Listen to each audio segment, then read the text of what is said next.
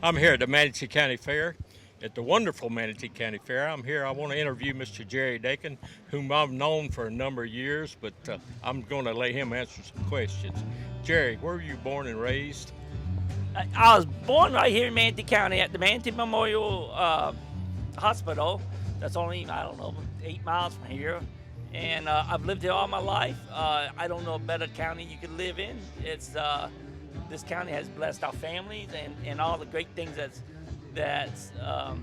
been here at the fair is had a great opportunity to spend our lives here at the fair, and it's just it's an exciting time to be here. And I was just thinking the other day, I was in the benches shaking at the knees about getting an award when I was 10 years old, and I'm here doing an interview now. That's pretty amazing.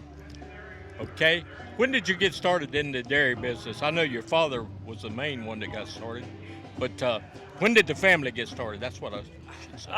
The family got started back in 72. I got started. I moved. I had the dairy farm in Parish in '97 and went on my own. And then in 2001, I built my new dairy out there, Mayaka City. And 2011, we built the processing plant where we bottled the milk and everything. That we got the famous chocolate milk with Dakin Dairy and everything. It's just been a staple here in this county and everything. And just it's been an amazing journey. So you're not really partners with any of your brothers. You're out on your own. We definitely all dairies stand on their own, but it's having them that's grew me to who I am today. It's the people in our county, the farmers and everything there. I did not do this by myself. It was just being around great people and everything, and God blessed me with many great farmers around me. I know you never ask a man how many cattle he has, but about how many cows do you milk a day? Right now we're milking about 2,200 cows, and then we got about that much in young stock. So it's funny you say that. Cully Riley and I were on a farm tour not long ago. I got to add this, and at one time there were 31 dairies in Manatee County, and the three Dakin boys are milking more cattle now than those 31 dairies were back when they were in their prime. Yes, and making a lot more milk today with technology, and it's the agriculture is still here. I mean, agriculture is number 2 industry in the state of Florida, and it's been a good opportunity to be in this business all my life. So, talk a little bit about your honor. You just got the State Farmer Award. Back here in November, I got I was nominated and I got elected for being 2022 Farmer of the Year. I'm the first farmer in Manatee County. It was a humbling. It's definitely humbling because of all the amazing farmers that have been here in the past. There's amazing people out there that's led the road and that's really grew me a lot in this business. But for next year, I got the platform to be out there. I'll be going to I'll go to Tallahassee next week. I'll be in Washington a couple of times.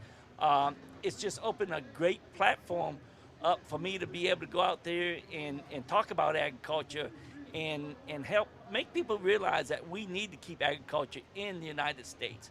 We're at a place where we're letting too much of this food go out into other countries. And the one thing about America, we have the safest and the best food in America. One thing I skipped over in 2021, you and Cameron and Farron got another award, which I thought was real neat. The three brothers, y'all got the Agriculturist of the Year in Manatee County, which I've only known one other brother pair that have got that award. So yeah, and that's just that's an amazing award. And us three brothers, we've leaned on each other, and that's really made us who we are today. There's not one of us could have done what we've done to grow like we've had. We've always been able to get together at night and everything and talk about what we did right and what did wrong, and that's just God's blessed our family and that so much to be able to unite with a family, and we was never competing against each other. We always was working together. Good. So that was a great life for us. I know you're venturing into some other things. When we were out with Leadership Manatee the other day at your farm, I see you're getting more into cheese business and stuff like that. Are you getting into that more? Or? The what's going on there is I'm looking to team up with people. I'm looking to team up with somebody that would like to take our butter and ice cream and take it to the next step.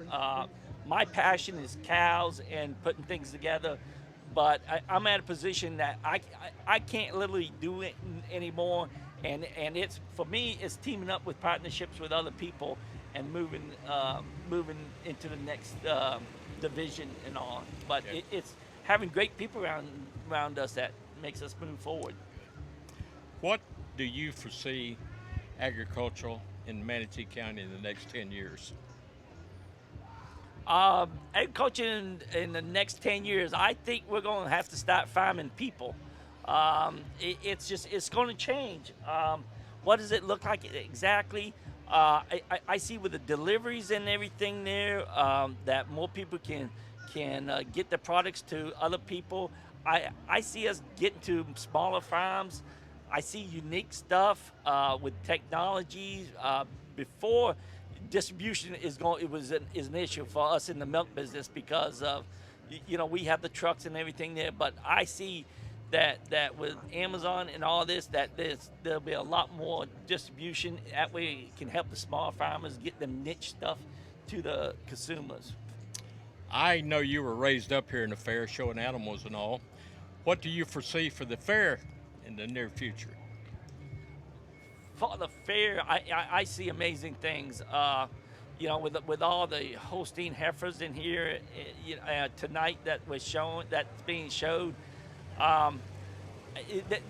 What's amazing to me is how people are in the city and everything, how they love to come out here and the children loves to show animals, show pigs, show steers, and show dairy stock and goats.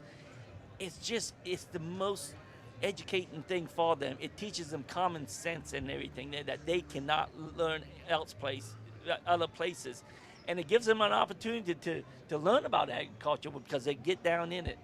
That's the greatest thing I see about the youth with the exhibits and all that. And I think there's always going to be somebody to have these animals out here, and I just think it's a blessing to our community. And our county ranks one of the highest ones for the youth programs and everything there. It's amazing the leaders that we have here that promote this, and I am proud to be in this county for that. I agree wholeheartedly. Yes. Is there anything else you'd like to say? Just appreciate all that you guys have done for me out there, and it's just we're in a great community and a great county, and hope you guys have the opportunity to come out and see the great things that's going on here and everything there. And we just appreciate this county. I'd just like to say one thing myself. There's not a more deserving person than Jerry Dakin getting this award. Thank you. Thank you. Thanks.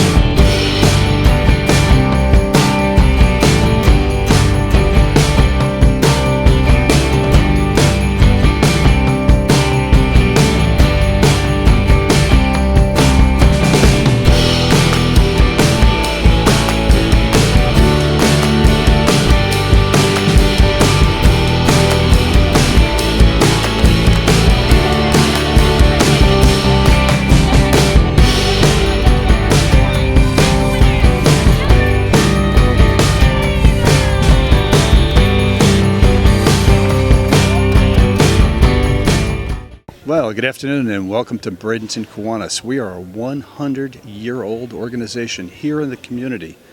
We have donated over $8 million in most recent years to some of the most important projects in our community. Case in point, the Bradenton Convention Center, the Boys and Girls Club, the YMCA, and of course the Salvation Army, Camp Flying Eagle. We are a powerhouse of volunteers here in the community dedicated to the betterment of a better Manatee.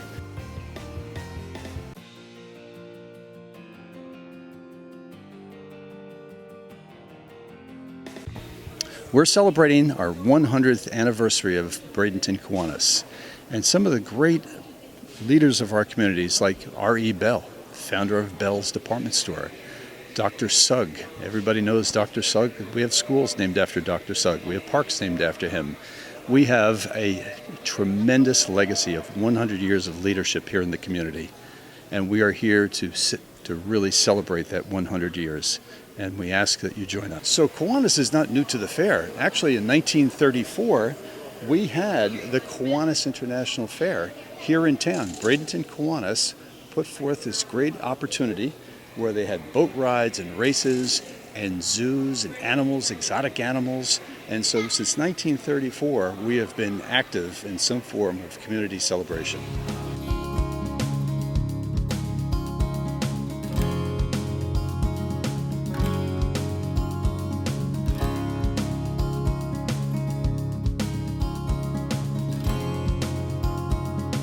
As a force to be reckoned with here at Kiwanis, and we really are for the community, we've been involved in so many projects. Kids Against Hunger, the Salvation Army, Camp Flying Eagle for Boy Scouts, the Girl Scouts.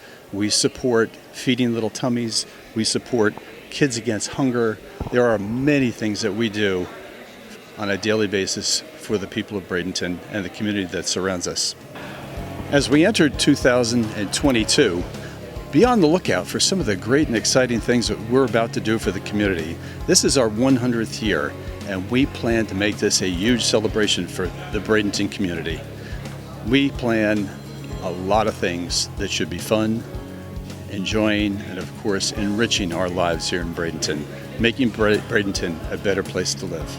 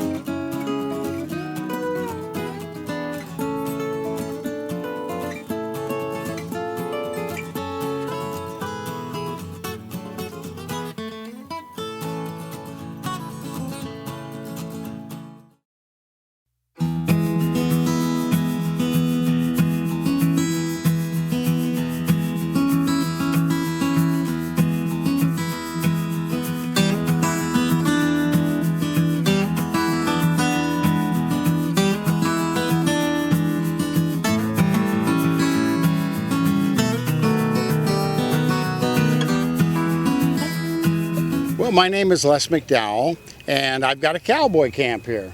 And you can see we've got a Concord stagecoach that my dad and I built.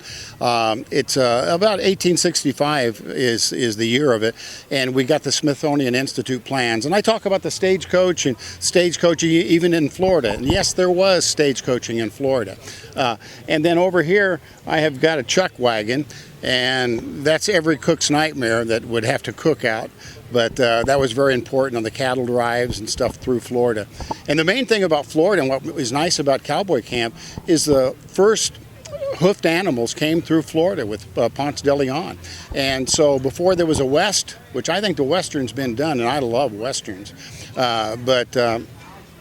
right through here, those hoofed animals went out west. So we're very proud of that fact. So I talk a lot about Florida history, but do it in a fun way for the kids. And then I trick rope. I've got a 60-foot loop that I get a big loop that if my horse was here, I would do it around my horse and I. And I learned to trick rope, by the way, from Will Rogers Jr., the cowboy philosopher's son that played his dad and the boy from Oklahoma. So that's kind of what Cowboy Camp's like. I've got Mark, my guitar player, that comes out and plays behind me, and we do some cowboy poetry. It's really Americana stuff about pocket knives and old barns and stuff like that, and people seem to like it. So we hope that you'll come out to the fair and enjoy Cowboy Camp.